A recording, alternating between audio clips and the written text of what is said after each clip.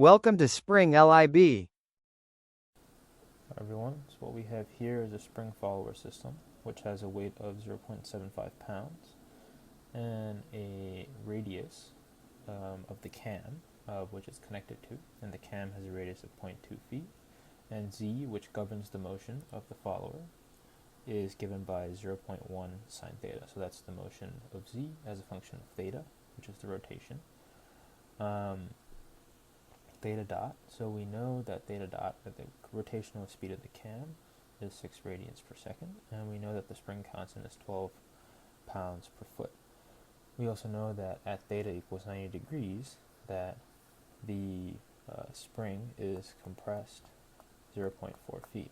What we're asked to solve for is the force at the end of of the follower when theta is 90 degrees. Now for this problem, we're going to be utilizing our knowledge of Newton's second law and also cylindrical motion. So what we're going to do first is go ahead and draw a free body diagram. So if this is end A of the follower, there is a force A acting in this direction, and we have an opposing spring force acting in the opposite direction, and this is all along the z-axis.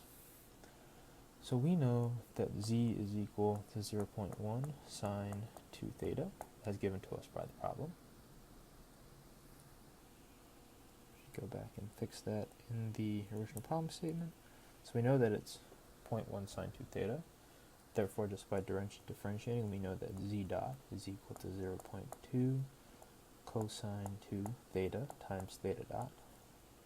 And we know that z double dot will then be equal to minus 0.4 sine 2 theta times theta dot squared plus 0.2 cosine 2 theta times theta double dot.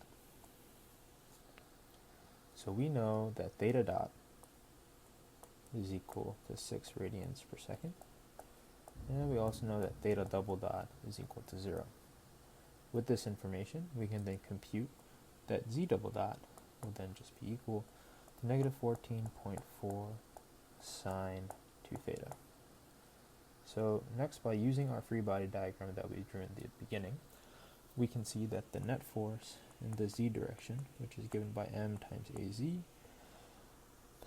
this is going to be equal to Fa minus 12 times z plus 0.3, and this is just the spring force, and that's equal to mz double dot.